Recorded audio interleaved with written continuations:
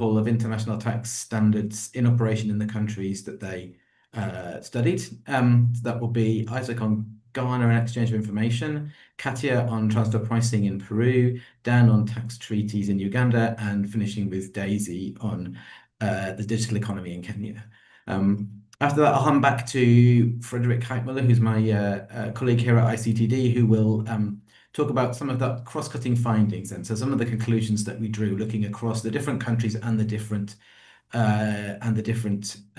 issue areas. And then finally, we're very pleased to have with us Anthony Mananda from the African Tax Administration Forum. So he'll give us some reflections on the findings of the research from ATAF's experience. So that's how the seminar will proceed. If you have any questions, you can post them in the Q&A function, and we'll make sure to give you an answer either in writing or verbally. And with any luck, we'll have about half an hour for answering questions towards the end. Next slide, please. So let me talk a bit about the background and motivation for this project. So we're in a moment when it feels like international tax standard setting and the global governance of international taxes is contested in a way that it has never been contested before. Essentially, that's a conflict between two different venues, the OECD and the bodies surrounding it, which have had a long-standing and often regarded as dominant role in international tax standard setting, and countries from the global south who are not members of the OECD, but many have experience inside the OECD bodies, who are now driving a process at the UN to create a framework convention. We don't know quite what that will produce and what its relationship will be with the OECD, but as this civil society newspaper cover shows here, there are, on the one side, great hopes that this process at the UN will create something very different to what we currently have at the OECD. But on the other side, there's a very strong narrative coming from those who've been working on international tax through the more conventional standard setting processes, to say that actually progress is being made. What we need is to continue building capacity. We shouldn't throw the baby out with the bathwater, as we say. We should make sure that we lock in the gains we already have from capacity building and from adapting international standards to the needs of developing countries, and keep building capacity. So we wanted to do some research that stepped into the middle of that debate and asked, how much are lower income countries actually able to do with the current set of international standards? What are the opportunities for them? What are the challenges they face? And that's the aim of the research that we're going to present today. Next slide, please. So we, in doing that, I just want to situate it a bit in the work that the ICTD has done over the years on international taxation, because much of it speaks to this debate that I'm describing.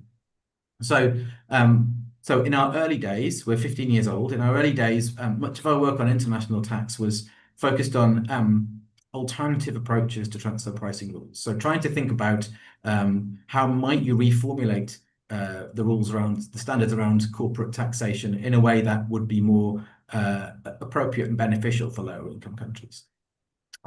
More recently, then, we took an interest in studying the politics of international tax standard setting, and we did that on two levels. So we did work looking at the global level, and in 2020, in fact, we published a working paper looking at lower income countries' experience negotiating in the inclusive framework. We did a webinar similar to this, where we had representatives of different countries talking about their experiences of negotiating in the inclusive framework. And the aim there was very much to look at the ways in which countries have been successful in shaping international standards through existing venues, but also the challenges they'd faced. We've also had a long-standing line of work on bilateral tax treaties. I wrote a book on that, but we also have published a number of papers by different people looking at different countries and their experiences with bilateral tax treaties. And then more recently, as the work at the UN has developed, we've sought to engage with that and look at how we can make constructive contributions to understanding what often feels like quite a polarized debate, looking inside it and trying to understand experiences, perceptions, needs and concerns from those involved, especially from the global south. Next slide, please. So for this project, then we have three research questions. The first is to understand how lower income countries manage the tensions from adopting international tax standards. By that, we mean the tension between, on the one hand, recognizing that some of these standards are not going to meet all of their needs. They're maybe going to be too difficult to implement. They're going to constrain their ability to tax inward investment in ways that they and services and outgoing transfers of wealth in ways they may not want to be constrained. But on the other hand, there is an approach to doing international taxation which is a dominant kind of position inside global discussions, and it's what a lot of the technical assistance is orientated around. Secondly, what determines their success in doing that, and the challenges they face, and thirdly, what measures could better meet their needs. Next slide, please. So to do that, we identified 7 countries we wanted to look at. So here you see how we approach the case selection. So we looked at publicly available information, looking across countries to show ways in which they have been involved in the international tax regime, both in terms of corporate taxation, that's the horizontal axis, and exchange of information, that's the vertical axis. So that's things like how many treaties they've signed, which bodies they're members of, what they've ratified, and so on. And you can see we've tried to get a diversity. All countries have experience of something, but some have more experience in exchange of information, others in corporate taxation, and some in both. And our country authors, I think, are listed on this slide as well. If we just so here's the full list of country authors, and we will paste links to the individual papers as we go along. So just a final thing to say on the next slide. Then, as we move into the country case studies, this is a chart that we compiled as we were writing the synthesis paper, where we wanted to try and understand, if you look beyond the headline figures about how many countries are members of different organizations that have signed different instruments, what does practical implementation look like on the ground? So in this chart, the dark columns show the figures for low and middle income countries, and the paler bars show the figures for higher income countries. And so we can maybe just contrast here the blue and the purple. So the blue shows membership of the Global Forum. So all higher income countries are members of the Global Forum, and more than 2/3 of low and middle income countries are members. But if we move right to the other side of what we can see here, so that's the automatic exchange of information through the Common Reporting Standard. And this is countries that are able to receive information through the CRS at this point.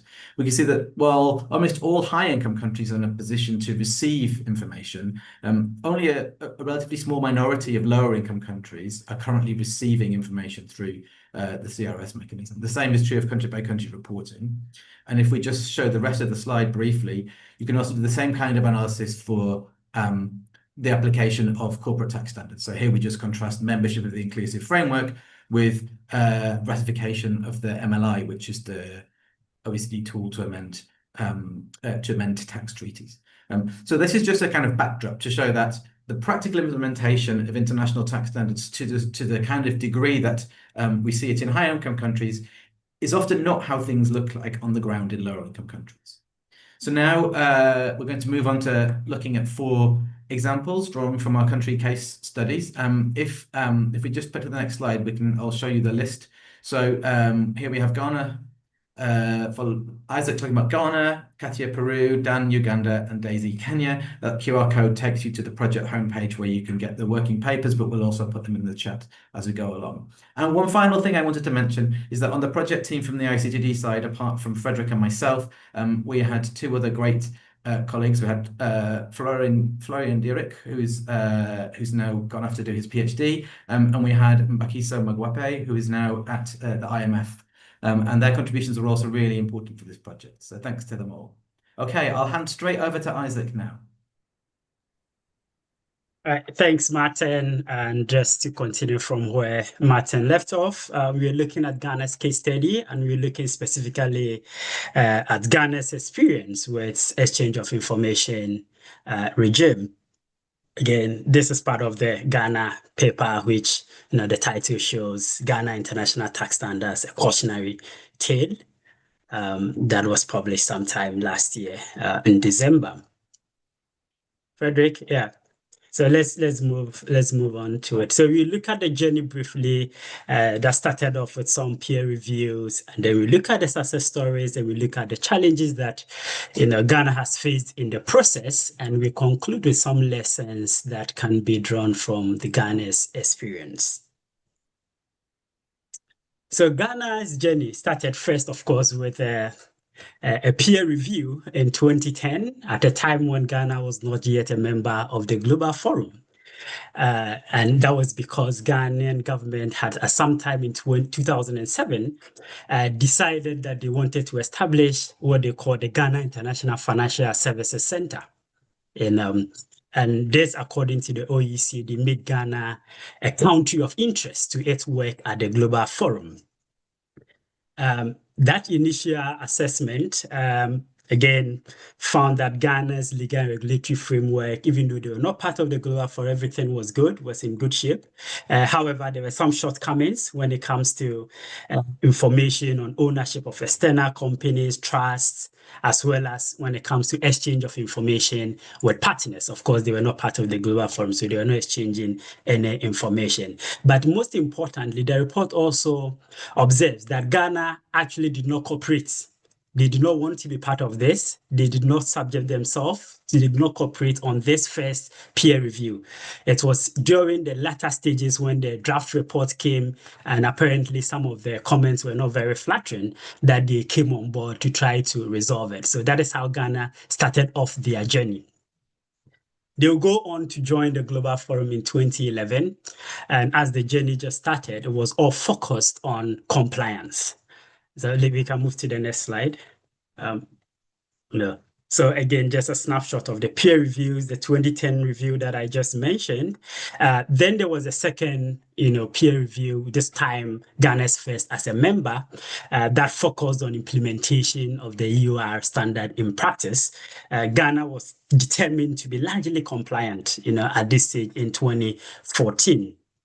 Then there was another review in 2018 that unfortunately downgraded Ghana's rating from largely compliant to partially compliant. And here, the reason for this was basically that out of 10 standards that were checked, Ghana was compliant in 8 of them, and partially compliant in 1, and non-compliant in only 1.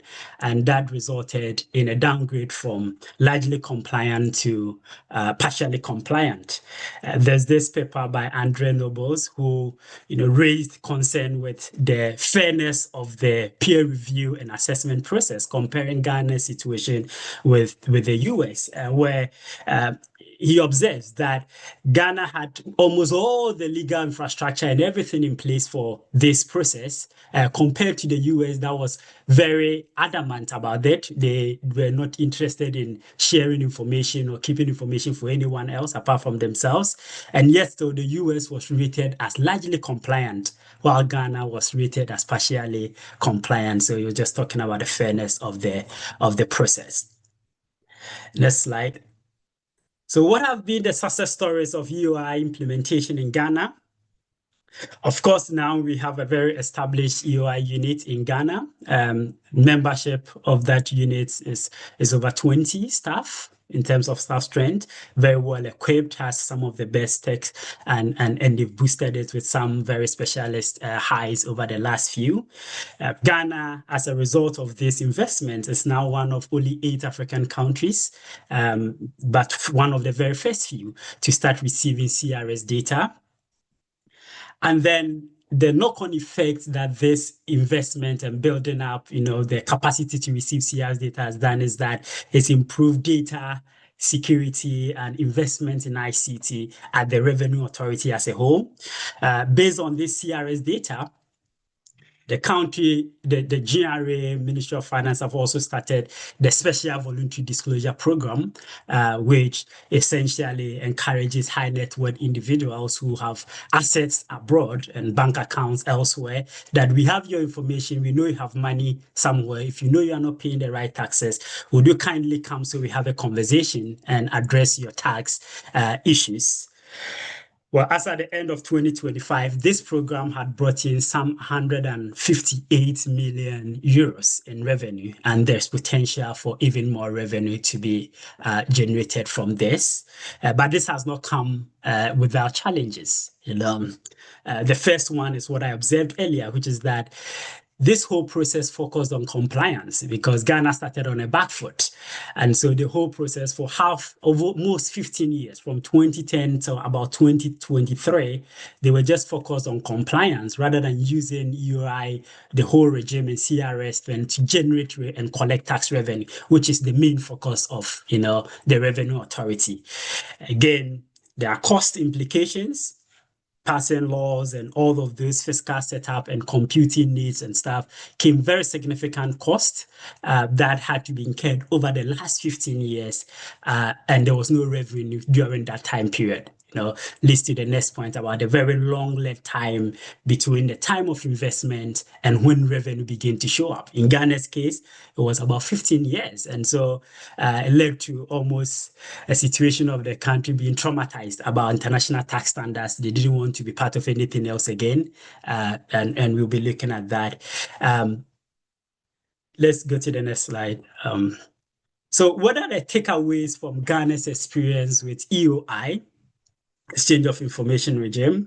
Again, that there was a less soft question that brought Ghana into it in the first place. If you're in a country or you work for a country that wants to do this, you want to avoid this because it puts you on the back foot. You do it because you want to do it.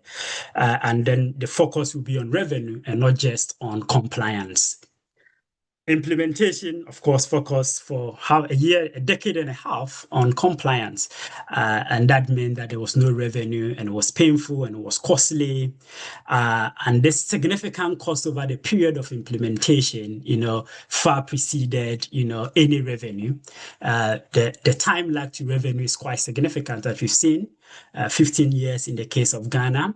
And so if you're a country that wants to go into this or wants to adopt this, you want to be sure that you can reduce this lead time from the time you start this process to when you get to actual revenue collection. It's very important that you're able to cut that time lag. Still, EOI holds significant potential to support revenue mobilization, not just in Ghana, but across the global south, as Ghana's case study exemplifies.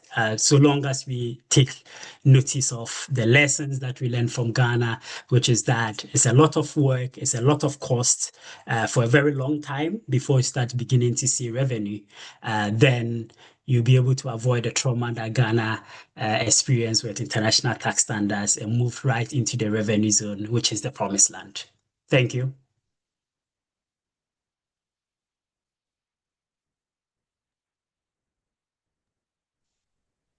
Thank you very much, Isaac. That was a really good presentation. And we will now ask Katja Toledo to talk about Peru's experience with transfer pricing and corporate taxation. Yes, thank you, Frederick. Well, yes, moving on the Peruvian case, particularly the transfer pricing regulations. Well, Peru is, maybe I should start saying that Peru is often seen as a very advanced country in terms of transfer pricing rules in our project, in the scope of our project, no? Can we go with the next slide, please? That is because of several reasons, at least so far, no? Peru has a strong alignment with OECD standards, but nevertheless, the OECD accession plus the need for revenue mobilization are key drivers in the Peruvian case. That being said, what explains Peru's relative success? Well, to summarize that, I would refer to three components that we can see on the screen. Like the first of them a willingness to build technical capacity, plus a political commitment also to move forward with the necessary reforms in domestic law. And last but not least, a successful engagement in international with the international cooperation. No. One important finding on the Peruvian case is that success is not accidental. Peru, and particularly the tax authority, has built a strong state capacity along the years. No, now tax authority have a dedicated transfer pricing unit, also in charge, also overseeing international taxation issues. There is also a low staff turnover, mainly driven because how attractive is a career path in the tax authority, and also the presence of intensive international training. So yeah, one key point regarding this, the factors behind the relative success of Peru in terms of how strong and active is the tax authority in there, is that Peru indeed invests quite a lot or heavily, in specialized units, and benefit also from international cooperation. All of this translates into this this slide that we are currently looking at. All of that led to a really important increase in transfer pricing audits. We moved from 44 audits annually throughout all the year of 2014, and with the most recent data of the year 2022, the authority is conducting or was conducting more than 100 audits, 131 to be exact. So one can say, that Peru has become increasingly good at identifying and auditing high-risk multinational enterprises transactions. However, as our second bullet point says, the implementation does not end with audits. There is a long way between the start of an audit and the revenue collected. And something very important, or it's very outstanding in the case of Peru, is this mismatch between the amount of assessed tax and the taxes that are collected in practice, which is illustrated in the graph, in the bar graph that we see. Now we can see that noticeable there is a mismatch, that the amount of taxes assessed by the tax authority within or in the framework of an audit is way more higher than the taxes that is in the end collected in practice. And why that? There are several there are several drivers behind that they can be they can be that you could look at in the work paper, the large assessment, a long litigation process, and many cases finally resolve in favor of taxpayers. And lastly, please. One last lesson from the Peruvian case is about the political economy. Peru also has a long tradition of opposition against tax reforms in general, and transfer pricing rules is not the exception. However, the political support of reforms is key because nevertheless, or despite the strong resistance from the business sector, from the private sector in many cases, Peru ultimately adopt many of these measures and also transfer pricing, more advanced transfer pricing rules. And that's it from my side. Thanks very much, Katia. Great to hear that story from Peru. And now we're going to go back to Africa, to Uganda, to hear from Dan Gabirano on Uganda's tax treaties. Thank you very much, Martin, and greetings to everyone on the webinar. Yeah, next slide, please. Yeah, so tax treaties is one of the areas on which the Uganda paper focuses on, essentially looking at treaties as a source of international tax rules, international tax standards in this case. And Uganda at present has, a total of 10 BTTs, DTAs, but only 9 are in force. We found that there's a little bit of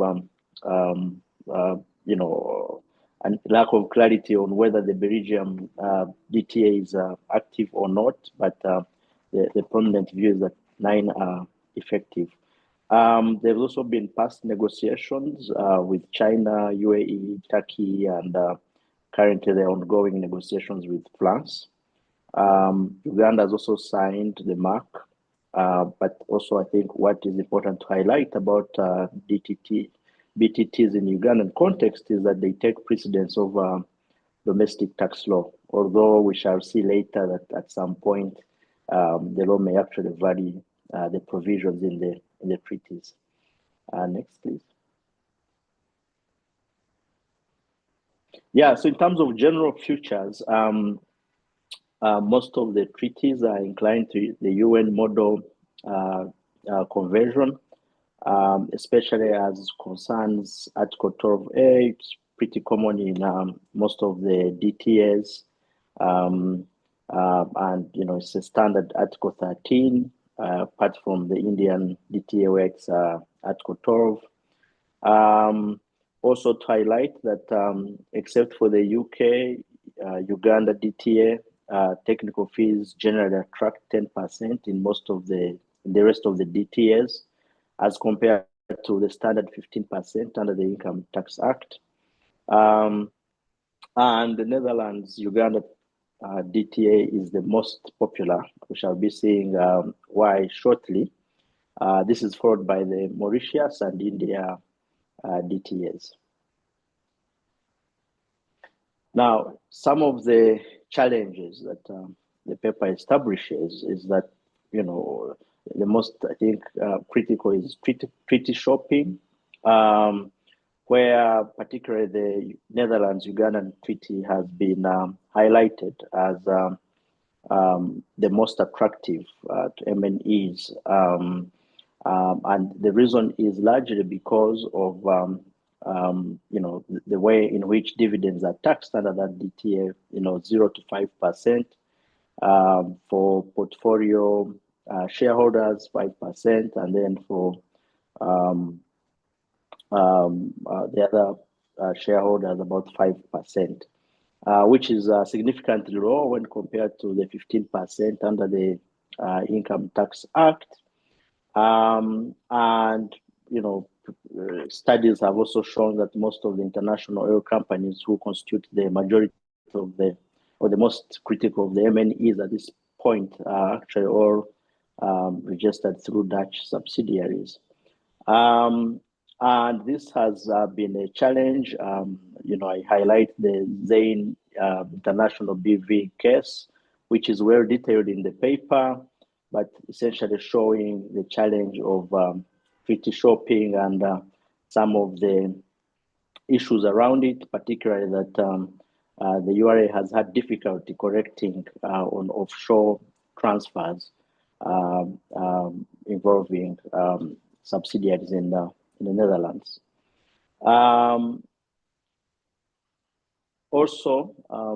Okay, and this is also not an isolated case. We've had reports in the past around attempts, particularly by Heritage Oil and Gas, to redomicile its operations, last-minute attempts from Bahamas to Mauritius, essentially take advantage of that treaty. And then in terms of other challenges, potential conflicts with some of the new treaties, particularly the ECOP treaty. And then when it comes to the oil sector, certainly that's going to be quite a challenge, especially where you have joint venture arrangements between partners that may not be, residents in states in which, we have DTS with. And then I think, as already pointed out, limited transparency around BTT negotiations. Okay, next slide. So now we look at some of the recent interventions that have been taken to sort of mitigate these challenges. One is the introduction of the limitation of interest rule in 2018. Next is the inclusion of treaty override provisions in the Income Tax Act. The power of the Commissioner General to recharacterize transactions, which are seen to be promoting tax avoidance, taxation of deemed disposals, restriction of treaty benefits, harmonization of the PA definition, renegotiation of problematic BTTs. Now, the challenge is that these may contradict the good faith principle under the Vienna Convention of Treaties, and this has already come up in one of the cases. Next slide, please. Okay, so in conclusion, so while DTS were seen as, initially seen as a major driver of FDI, they have for the most part turned out to be problematic. Although steps have been taken to address some of the challenges, perhaps too early to determine how effective these are, but ultimately there's a need to renegotiate most of these treaties to align them, particularly the ESC treaty. New treaties should be informed by a cost-benefit analysis, but importantly, investment in specialized training and continuous capacity building for staff in the tax policy department, as well as the international tax unit and the URA is much needed. Thank you very much. Thank you very much, Dan, for your presentation. It was again very interesting, and we now have our last country presentation. Can I please ask you, Daisy, to talk about Kenya's efforts to tax the digital economy? Thanks, Fred, and thanks, Fred, Martin, and Akiso for inviting me into this project. It's been a great experience. So I'll just speak really briefly on my ICTD working paper on Kenya's experience with international tax standards. I cover various strands in the paper, but for this particular purpose, I'll focus on how Kenya has taxed the digital economy, starting with the digital services tax, and then moving on to the significant economic presence tax. Next slide, please. Great. So Kenya initially chose to stay outside of the two-pillar deal because of doubts about benefits for Kenya basically participating in this, and chose to take unilateral measures. And the unilateral measure was digital services tax, 1.5% on gross digital income that came into force through the 2020 finance bill. And this chart basically shows revenue climbing, but quite modest revenue. VAT on digital supplies was doing most of the work. And basically, in the paper, I say that some of the respondents I spoke to described the DST as a testing of waters, building data on who has significant presence and providing an opportunity for growing the tax further. I also mentioned in the paper just some of the early implementation problems that Kerry had with enforcement and kind of coming to grips with the law. Next slide, please. So the most interesting story, which I think is at the heart of the story of my discussion on the DST in Kenya, was how Kenya pivoted to the SEPT. And I talk a little bit about US exerting pressure through US Trade Representative note, trade talks being tied to the DST, the relationship between President Ruto and the American ambassador, and how all of these helped to shape the shift that occurred in 2023. And I find it really interesting, Kenya's response, which was really strategic and actually quite clever in terms of renaming the tax as a significant economic presence tax, doubling the effective rate to 3%, keeping it inside the Income Tax Act. And so it fell outside the multilateral convention's definition of a DST.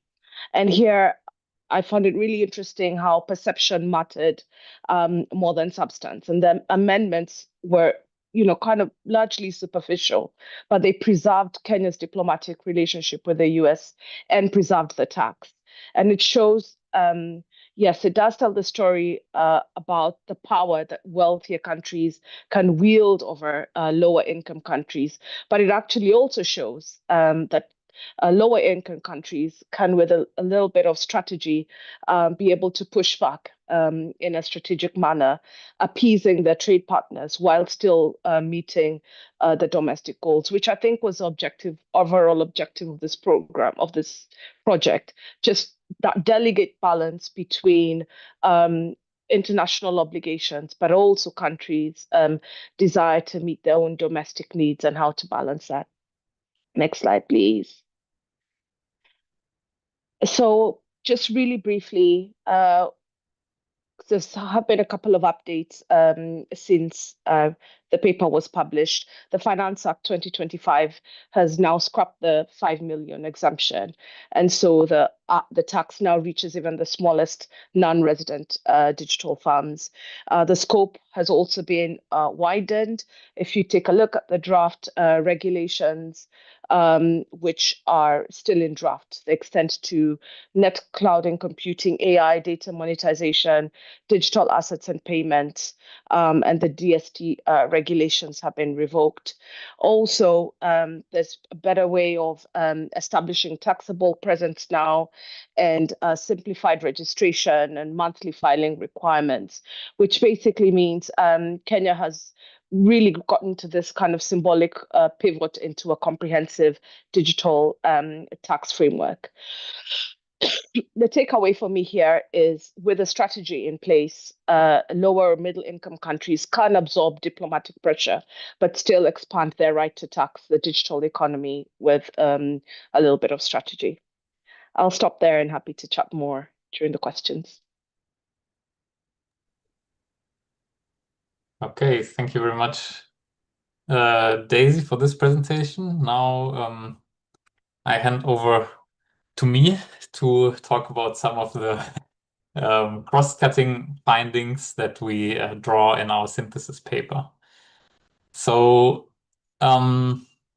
basically, we would like to highlight 6 findings. The first of ones, which we see across all the case studies, not only those that were presented today, but also the 3 other papers on Nigeria, Pakistan, and Zambia. First is we found that these papers broadly confirm two findings that are already broadly known. First, that implementing standards where it is followed through to the end can enhance revenue mobilization. I think as studies of Ghana and EOI illustrated well.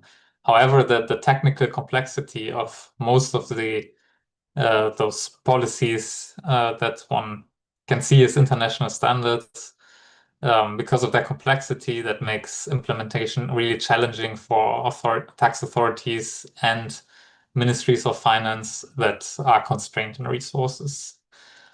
But there are four kind of things that we learned specifically through these studies that I would like to talk a bit about in more detail. First is that effective implementation requires strengthening of the whole tax system, not only of the specific functions related to the standard itself, such as transfer pricing units or EOI units. Then that the time lags between initial steps towards implementation and significant successes can be very large, although we see also some variation there. And I'll talk a bit about how to explain that.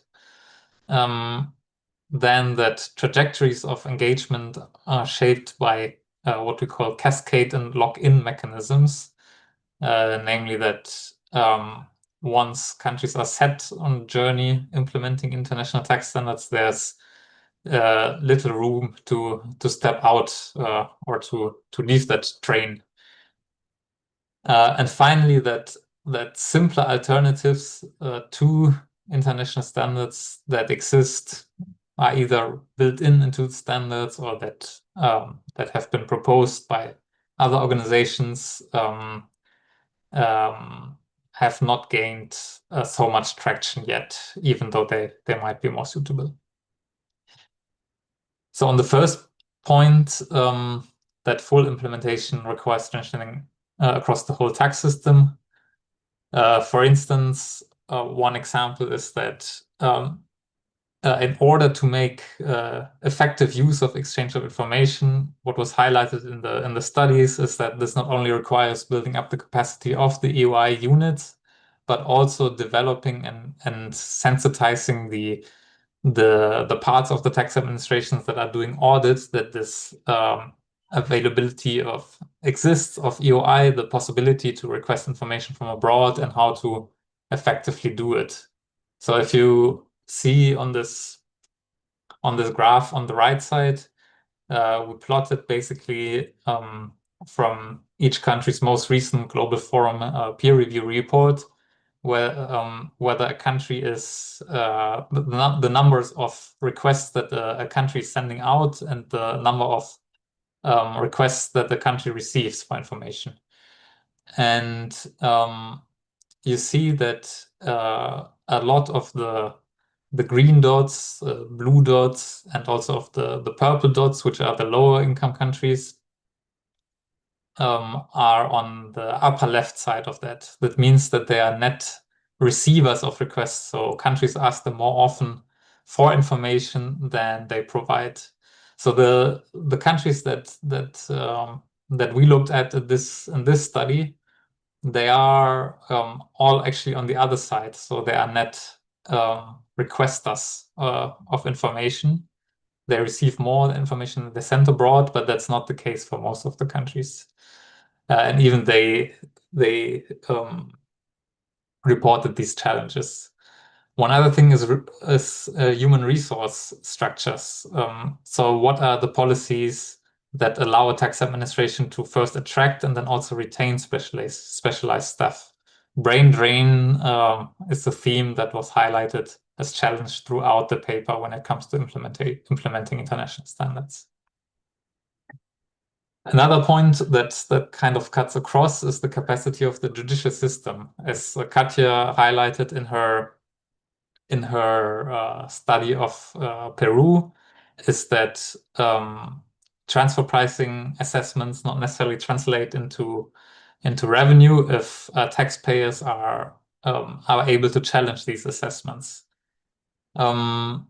However, in some of the other countries that were studied here, the opposite is kind of true, where almost no case gets litigated, which is usually attributed to taxpayers not trusting that the courts will deliver a fair outcome of the case. And so then the result is that the cases get more negotiated with the tax administration, which might then mean more revenue mobilization, but is perhaps damaging to legal certainty. And it's not clear ultimately whether, considering the tax system as a whole, whether even though transfer pricing regulations are in law, if they're ultimately implemented.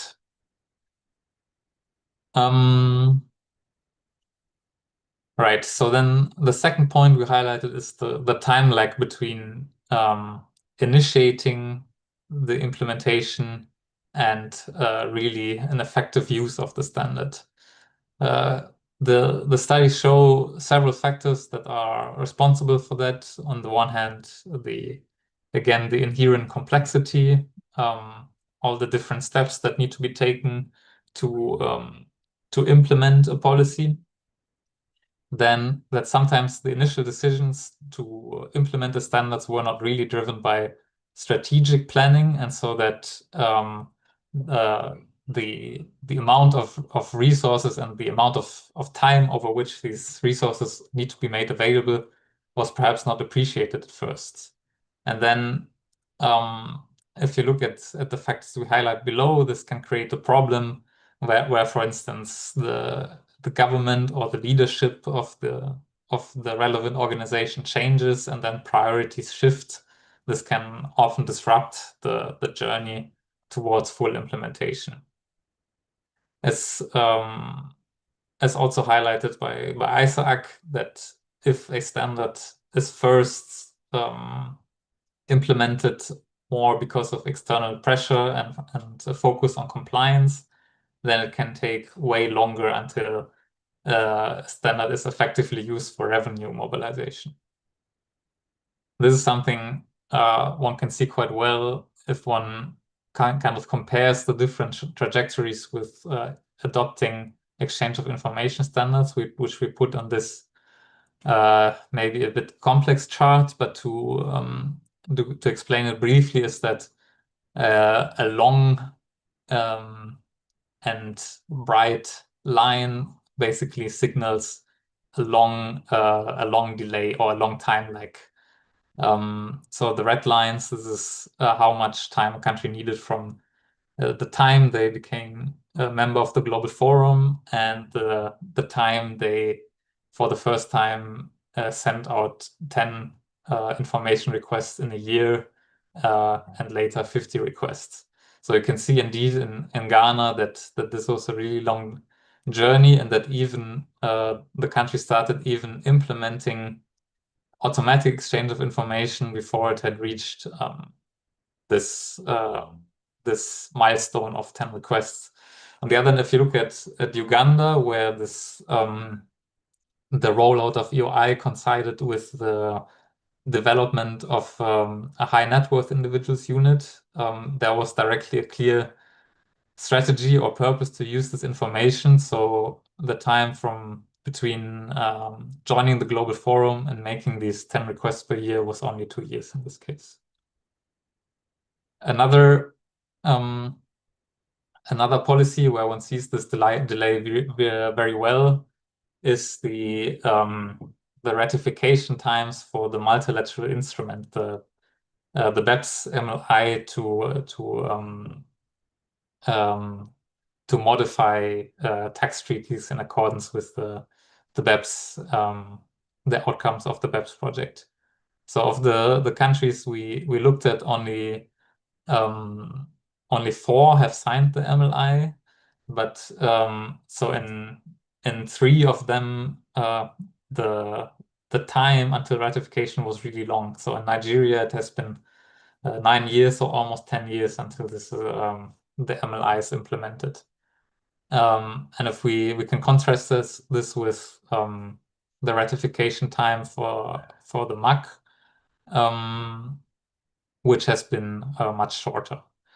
So that, I think, really shows that sometimes they this such an instrument start being implemented, in this case with the signature, but whether there is a real intention or a real strategy to make use of it is altogether a different story. Then the point about lock-in and cascade effects. So what we mean with that is basically that once a country starts this journey, for example, joining the inclusive framework or joining the global forum, it will then after a time get into a dynamic where it will get peer reviewed. It has to adopt minimum standards, and so this means that there is not really a choice anymore to reverse this initial decision.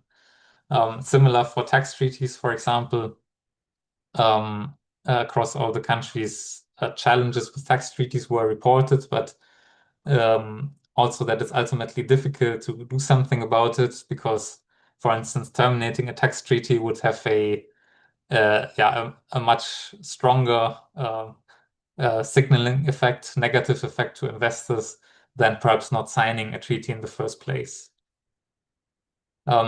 Also, we noticed the interlinkages between standards. For example, signing tax treaties that lower withholding taxes significantly will often mean that countries have a greater necessity to rely on transfer pricing because withholding taxes can no longer be used as kind of second row of defense against profit shifting strategies. And transfer pricing, on the other hand, often requires a lot of information. So a country might find that it needs to adopt standards of exchange of information. And finally, often the capacity is constrained to really identify or develop the alternatives to the implementing what is already established as an international standard is then often the first choice. This I won't go too much into detail with this. Like in our paper, we have a section where we compare the tax treaty networks of the countries, and you can see, for example, the average, how much source taxing rights these countries, these treaties still safeguard, and also the spread between different treaties. I think just to say that over time, countries have become more cautious. And I think I would invite you also to look at the Pakistan case study, which, even though it has a big spread, it's on average the country that has still kept the highest source taxing rights on average in its treaties, and it's also the country that has relied the least on transfer pricing so far. I think kind of illustrating the point on interlinkages that I just mentioned before. And then finally, on the cautious use of alternative standards. So what we found is when countries have implemented transfer pricing regulations, for example, they largely follow the OECD guidelines, even though some countries have implemented the so-called sixth method, and there's probably some more variation in administrative practice, given what court cases or the absence thereof suggests.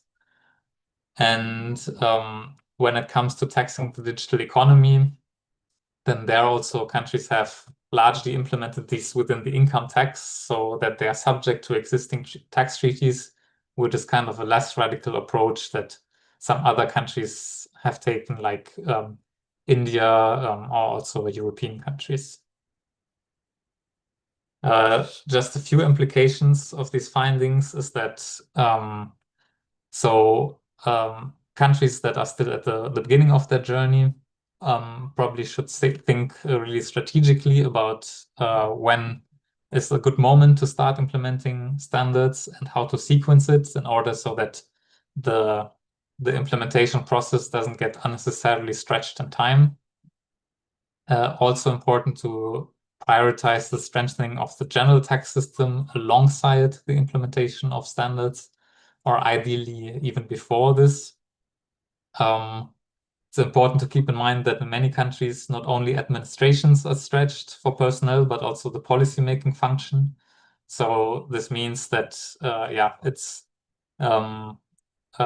one should be strategic with resources when it comes to managing different implementation processes at the same time.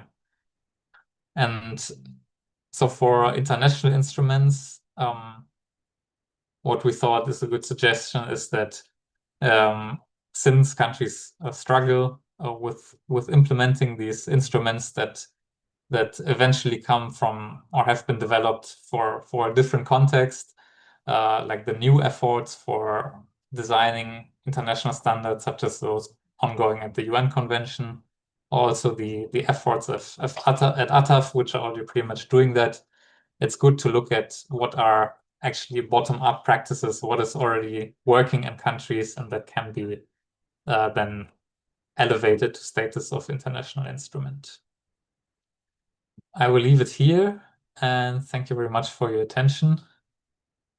And I will also stop the slide sharing here and hand over to our colleague Anthony Monanda from ATAF for some reflections before we have time for Q&A. Thank you very much, Frederick, and thank you very much, Martin, and of course the previous speakers. Once more, I want to express our sincere gratitude for inviting ATAF to comment on this very important study, and definitely for the continuing collaboration. So I got about 8 minutes. There's a lot to discuss about. I'll try as much as possible to focus on 1 or 2 key areas on these interventions. Generally, the study highlights the realities as we see them on the ground based on international tax. And I would highlight a couple of things that have already been discussed and sort of build onto what we see from ATAF perspective. And also share some of the experiences that we have acquired over the years as part of this type of discussions at both the OECD inclusive framework and, of course, the UN. So starting with some of the realities that we see from the study and, of course, the case study. We see definitely the study highlights the challenges of implementation of exchange of information, including the challenges associated with access to technology, the political commitment, and those are basically the realities. And it was good just to listen to the Ghanaian story, which is basically the reality of a couple of countries where they joined the EOI standards, not really voluntarily, but over the years, depending on how they responded to that, then there are certain revenue gains that countries have been able to acquire. But that's not true for all countries. So we still see a number of challenges where even meeting the standard is a problem. And that's why also us as ATAF, we are also trying to resolve that problem or support countries to address that perspective from EOI challenges. Allow me just to mention 1 or 2 things that we are doing on EOI. What we see in EOI on request is increasing, in particular because of the increasing audit capacity on international tax. But EOI on request is lagging behind because you already know currently it's only 8 countries that are able to exchange data, particularly from CRS. So ATAF is currently developing a solution in collaboration with Zambia Revenue Authority, and that's a solution that will enable many African countries to start exchanging information of financial accounts in nature through CRS. And that technology will also be expanded or scaled up to support other forms of exchanges. So it is not looking good because if you try to apply exchange of information in the context of international tax TP, there's only maybe 1 or 2 countries that are meaningfully able now to access country by country reports. And that basically affects the quality of risk assessment for transfer pricing. And that's why even as we develop this solution, whereas the initial focus is CRS, then there is also need to scale it up to support country by country reporting. So that aspect of exchange of information, it's a big limitation in terms of the countries that are getting the meaningful benefits from it, but also it's comforting to hear some success stories like you've already heard from Ghana. So the goal is to support many countries to start benefiting from this standard, and also not to start looking at the standard as a compliance exercise, but more of a DRM opportunity that it presents. The other area that I want to speak to is about the weaknesses in the tax treaty, which this study definitely highlights. It's a common knowledge now to many of us in international tax space. African countries have got a limited tax treaty network, but more fundamental issue is the provisions in those treaties. Most of those treaties are very old provisions that have been basically phased out. They're now outdated. They don't respond to the realities of modern world. I think the main issue is the extent to which they give source taxing rights. And therefore, it is very important that countries respond to this by reforming the existing treaties. Definitely, the study shows that whereas some countries made the first decision of joining the MLI, the time lag issue still remains. So there is the intention to ratify, to join instruments like MLI, even to initiate negotiation, but how fast those things are implemented, it's basically becoming a critical issue. And that's why also as ATAF, that's a key area. And just to mention what we are doing, we are currently revising the ATAF model double tax agreement, which is one of the tools that we have in international tax. And the idea basically is to give countries a model that has got many of these provisions that preserve source taxing rights and then can also be used as an instrument for negotiation of tax treaties. I've talked about the time lag, just demonstrating this issue of tax treaty. It applies the same to many of the standards because of variety of reasons. And I'll touch on one of the key reasons. I think it was Pakistan that mentioned a great point about political economy. So I'll come to that. So allow me to talk about transfer pricing and the complexity broadly of international tax rules. Yes, the study highlights that's a fundamental challenge. Perhaps one of the challenges that not only affects the negotiation, i.e. participation in the negotiation, but also in the implementation. And it is important for us to see what other options that are available in terms of the simplification. That is why even in the ATAF guidance, we try to give opportunities for some simplified provisions that can be used to apply the same general standards. I think the study also highlights some good point, which is broadly the revenue gains, even if they are concentrated. That's a good observation because it's true based on the work that we are doing with the variety of African countries. Countries that have introduced these measures, they're already collecting revenues. Countries that have increased their work in transfer pricing, international tax, taxation of digital economy, both from a direct and indirect, there are actually some revenue gains, and it's good definitely to demonstrate that those opportunities remain. I think, do remember, I think it was Ghana that mentioned that big figure, more than 150 million expected to come from EOI already reported.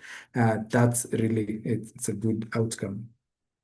Lastly, let me talk about the political economy. I think in this study, be very important to amplify the relevance of that political economy because both at negotiation, if you don't have the much needed political support, you are negotiating taxing rights. And so that support is important so that whatever comes from the global standards already allocates meaningful source taxing rights to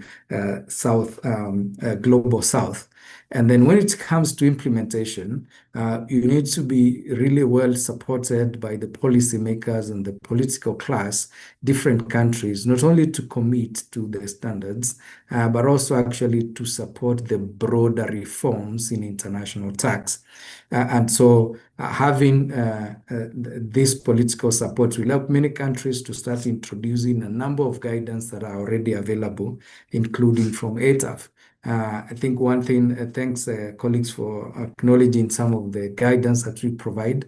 I want to indicate one of the couple of guidance that came from our discussions earlier in the BEPS project before the phase 2 of it, is the guidance on actions 8 to 10, and action 13, 4 and 7.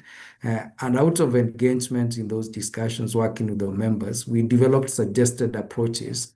And those suggested approaches, such as the one for drafting transfer pricing legislation, has heavily been relied upon on the continent. If you look at most of the TP regulations on the continent, I think by count more than 50 regulations, they are almost a mirror image of the type of guidance that we've provided over the years. And that's important because of the complexity of trying to adapt these rules in the context. And so ATAF, we are able to give that drafting guidance and countries are able to leverage on it. So let me stop there in the interest of time so that we can get maybe 1 or 2 questions from this. Yeah, thanks. Thanks very much, Anthony. Really great to have those reflections from your side. And of course, we know that ATAF has been really active both in the international spaces and working with your members in different areas of technical assistance. So just going to, if it's okay, ask you one question, reflecting a bit on what you said and on some of our thoughts in the paper.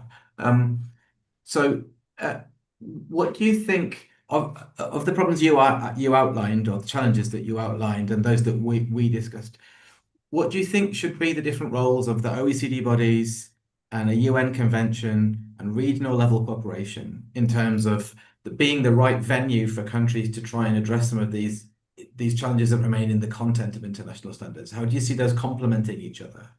Yeah, absolutely. In fact, my intervention, I really wanted to emphasize the purpose of the regional organizations because looking at what we've been able to achieve, it's actually working with the members. To look at what is being discussed at the global stage and create committees. So we have technical committees looking at the different thematic areas in international tax and also elsewhere.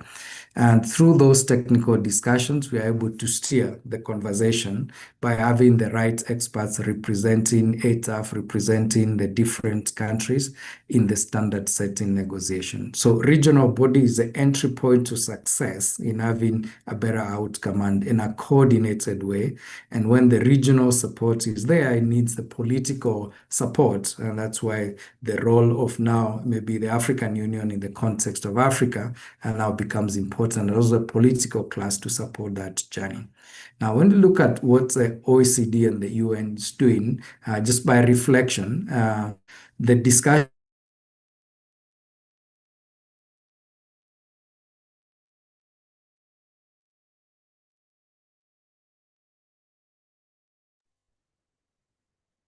Oh no, I think we've lost Anthony at the critical moment. Already implementable solutions. Anthony, sorry, we lost you there. Just as you were getting to your critical point. Okay, yeah, I think I saw something happen. So I was saying the role of the OECD inclusive framework, and in particular in respect of the best practices. Those are some of the action plans that came from the 15, not the minimum standard.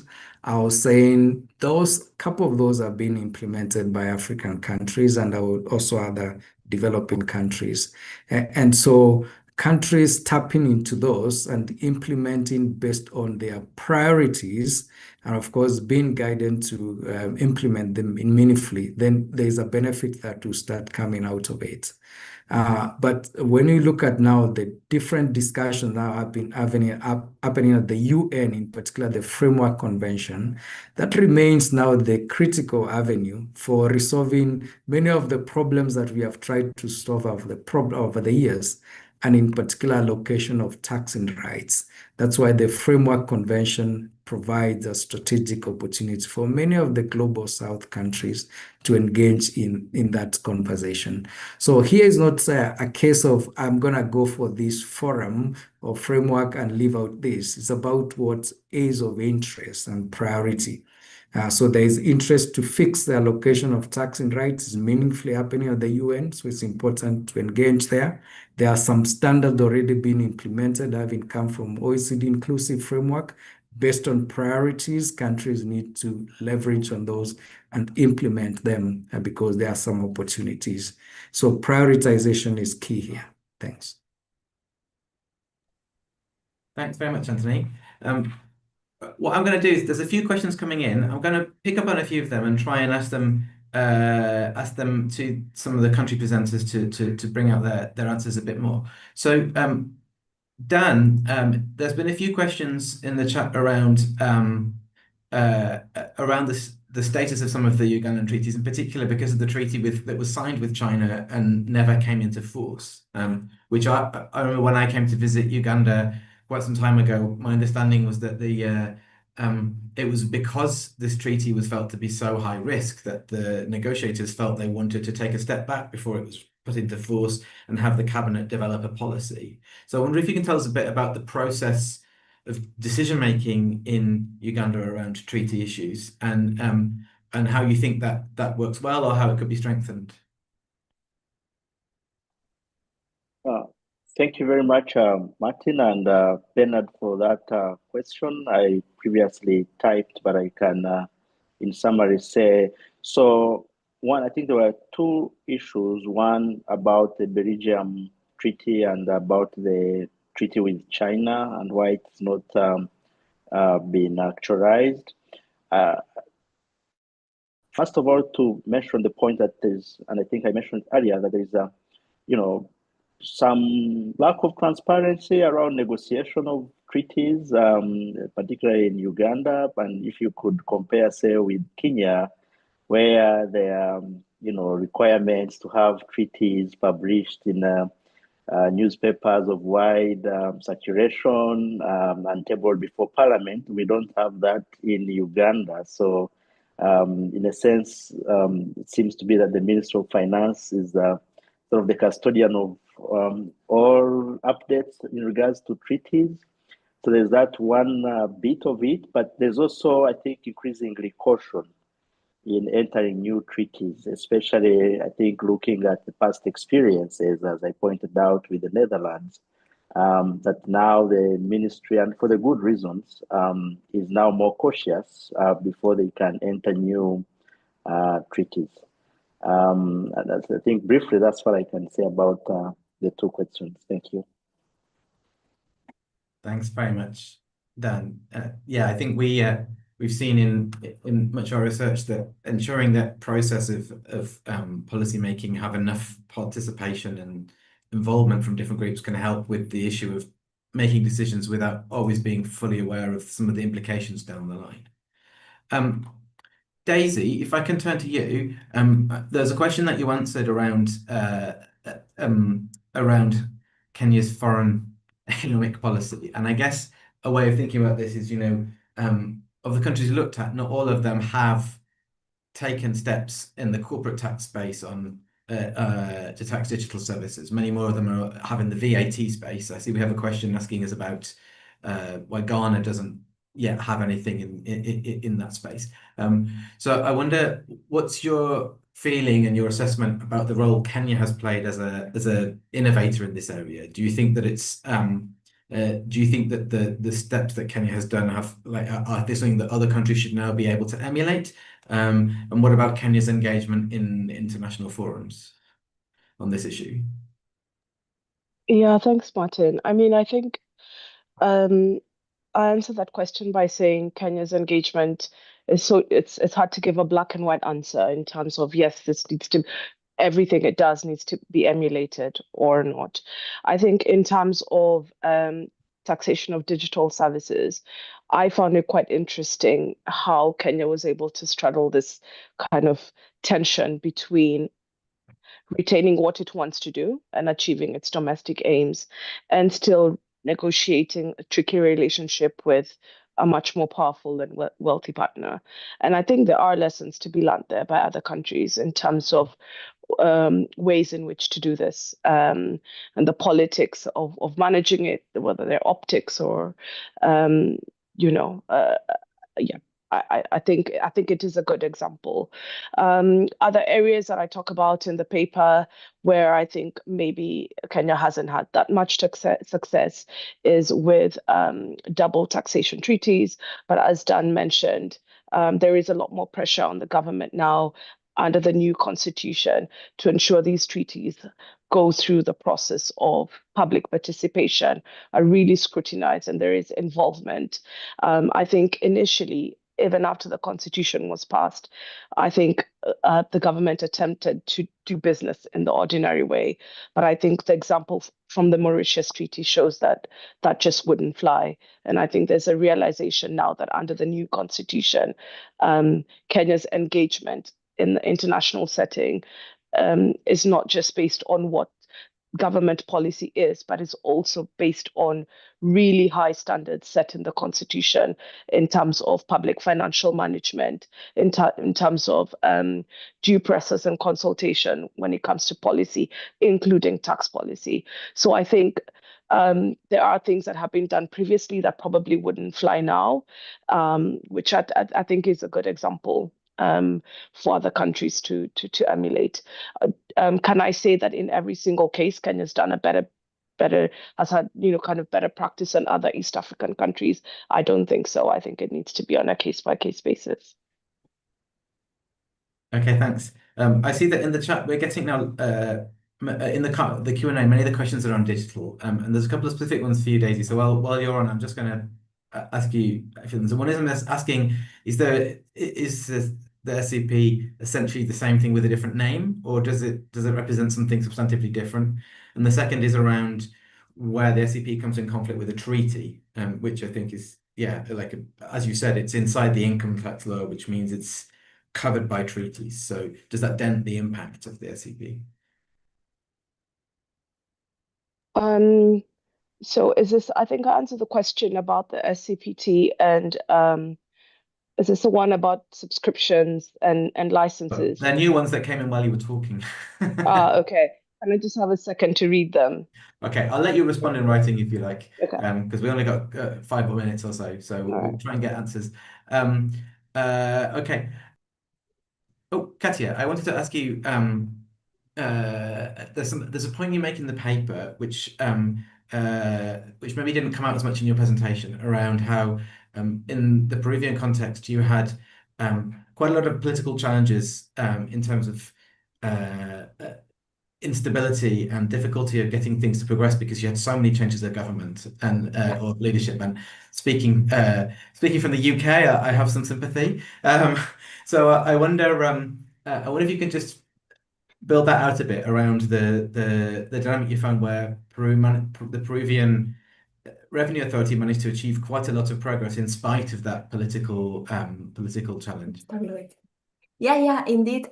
Actually, the Peruvian case is very particular in this regard. We have at a macro political level a lot of noisy.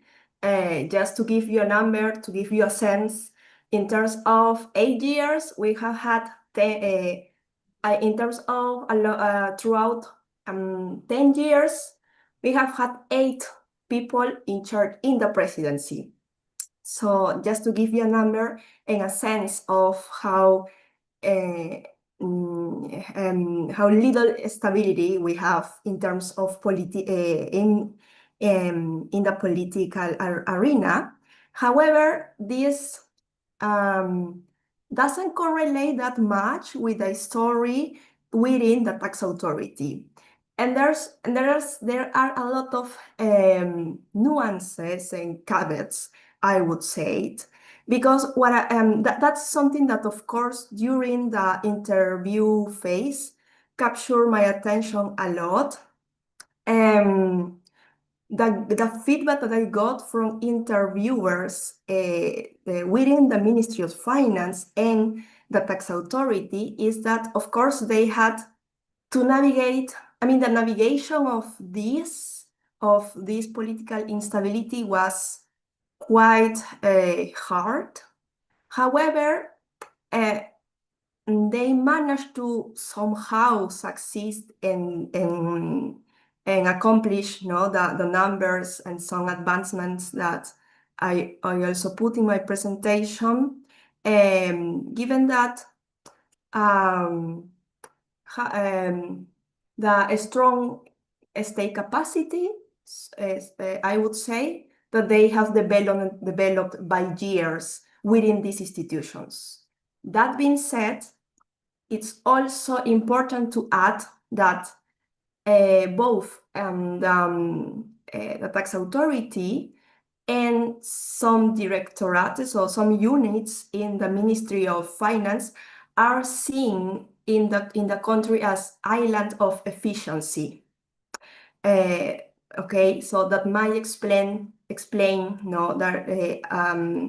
the strong bureaucratic or state capacity, that has been developed in past years, which is the factor that enable or allows policymakers to come up with all this noise in the political context of the country. Thanks very much, Katia. Yeah, it's a really interesting aspect of your paper, so thanks for expanding on that. I'm trying to make sure everyone gets a question and we don't dominate one person. So, Isaac, there's a question that came in for you around taxation of the digital economy. I know we have some other people on the call who also know about this, but you talk about it in your paper, Isaac, so I'm hoping maybe you can just show us a little bit of the analysis you had there about Ghana's approach on taxing the digital economy particularly, and why you haven't taken some of the steps that other countries have done, such as Kenya, as we were talking about. Thanks, Martin. There's an interesting area. We did look at that in the paper, the Ghana paper as well. As it stands now, Ghana hasn't taken any particular direction on taxation of the digital economy. At the moment, the only thing we have is a VAT that is imposed on supply of digital services by non-resident suppliers to Ghanaians.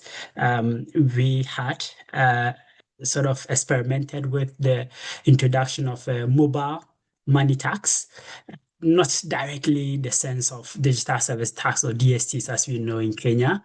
That experiment didn't quite work. It was hugely unpopular. Had to be repealed sometime last year. But I do have very, senior tax officers and experts on the call from Ghana. I can see Mr. Danua on the call.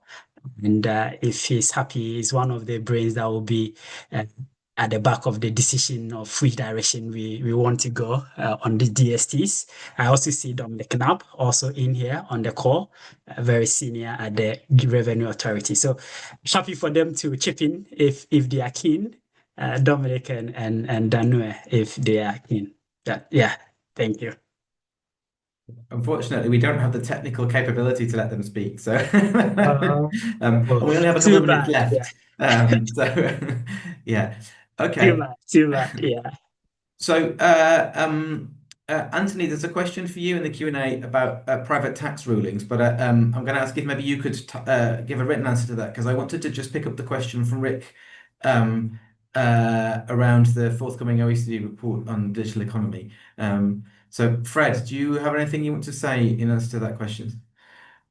It's an interesting question, but also difficult to answer, I feel, because there's not much information available, I feel, about this new effort by the OECD to perhaps pick up pillar 1 or any other solution to mitigate the challenges of the digital economy for taxation, but I'm generally, as the potential value, I'm not sure what really can come out of this project, since the underlying economics or politics since the Pillar 1 discussion have not changed so much, in my opinion. It's still largely the United States will still be largely a big blocker with opposing interests to the other countries in the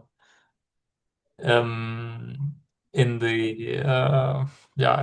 this debate, and unless perhaps the EU countries really get more joined up and perhaps implementing DSTs across the board, perhaps together with other countries, that might change something to the dynamics, but I also don't see it happening right now. So I'm not sure, but will be interesting to see. All right, can I step in?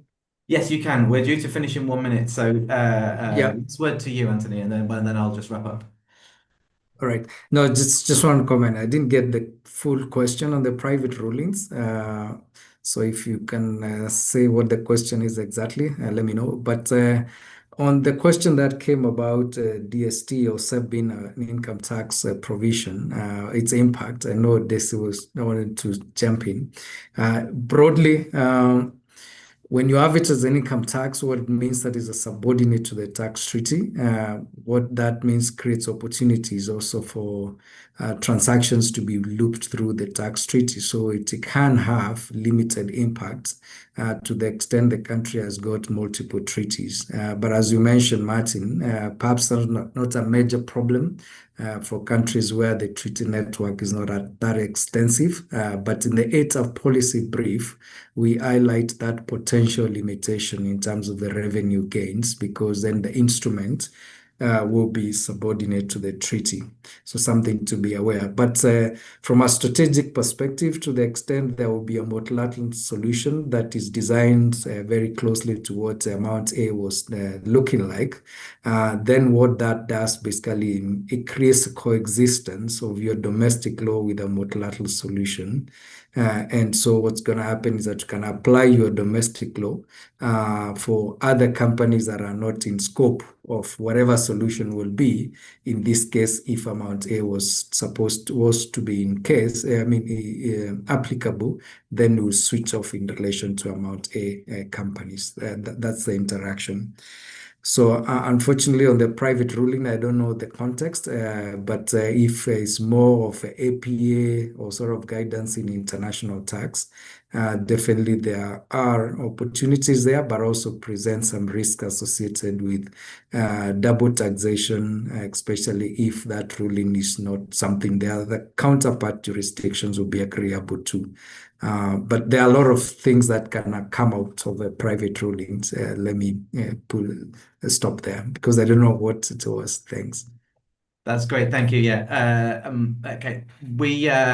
We started to get a few more questions towards the end, but we need to end our session now. So thank you to everybody. I really appreciate all the time that the country authors, including those who didn't speak, but some of whom have been in the call listening in. Thank you to you for all the effort that you put into your papers. Thanks to the team at ICTD, the comms team, who've organised the webinar, and to Fred, Florian, and Bakiso, who worked on the project with me. Thank you to Anthony for joining us, and thank you to everybody else for coming and asking great questions. And with that, goodbye. Thank you. Yeah, Thank you. Bye. Bye. Thanks. Bye-bye, everyone.